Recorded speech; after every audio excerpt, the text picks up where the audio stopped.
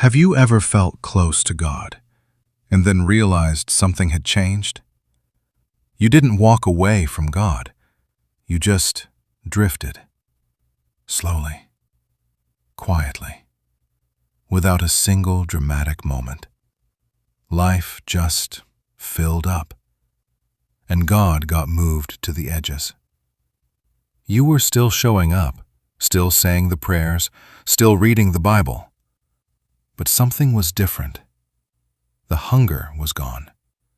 The fire had cooled, and you didn't even notice it happening. That is what drifting does. It doesn't feel like moving away from God. It feels like nothing is happening at all. This video is going to show you why and how to finally stop it. Watch until the end, because one of these truths may be exactly what you need. Part 1. The drift is not what you think. Most people think drifting from God looks like a dramatic fall, a big decision, a major sin, a visible collapse. But that is rarely how it happens. Think about a boat on still water. No storm, no wind, just a gentle current carrying it downstream. That is what spiritual drift looks like. No one decides to drift. It starts with something small. One skipped morning with God. One nudge ignored. One small compromise. And then another. Until one day you look up and realize you're much further from God than you thought. Every small choice moves you either toward God or away from Him. Part 2. What is actually happening inside your mind? Romans 12:2 says, "Do not conform to the pattern of this world, but be transformed by the renewing of your mind." The world is not just shaping what you do, it is shaping what you want. Think about it this way. If you spend 10 hours consuming the world and 10 minutes with God, don't be surprised when you feel far from Him. What you feed grows. What you starve weakens. Your spirit defaults to God, but your spirit has to be fed. A spirit not fed cannot resist a flesh that never stops. Part 3. The 3 forces that pull you away from God. Force 1. Comfort. Comfort is not a sin, but comfort unchecked becomes a cage. It trades hunger for ease. Force 2. Noise. God speaks in a still, small voice, but we filled every quiet moment with sound. When did you last sit in silence, long enough to actually hear Him? Force 3.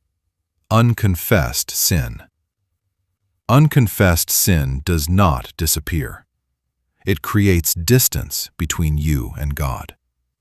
1 John 1:9 says, "If we confess our sins, He is faithful and just to forgive us and to cleanse us from all unrighteousness."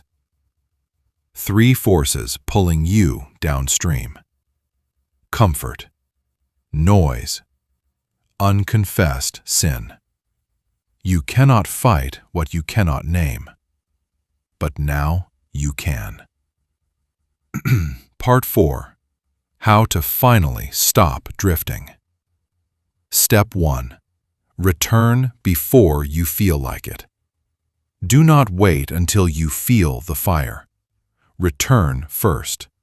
Feel it later. Feelings follow obedience. Step 2. Cut the noise. Schedule silence like any other appointment.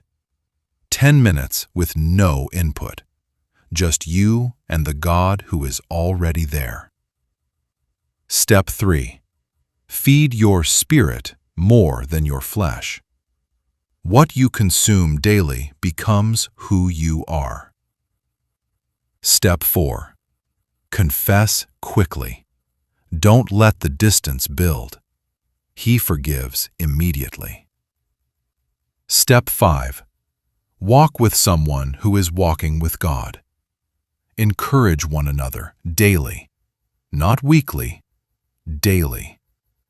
You were not made to drift alone, and you were not made to walk back alone.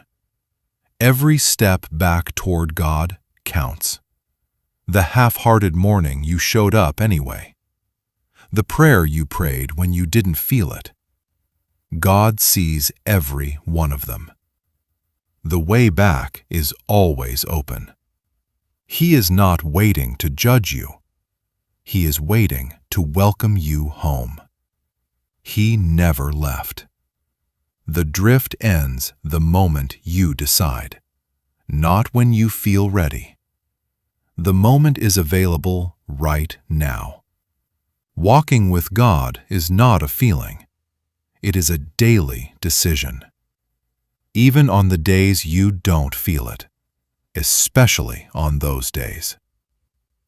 If this video helped you, share it with someone still drifting. Subscribe for more on walking with God daily. And comment below, Lord, help me stop drifting today. Keep walking with Him every single day, not just on Sundays. He is worth it.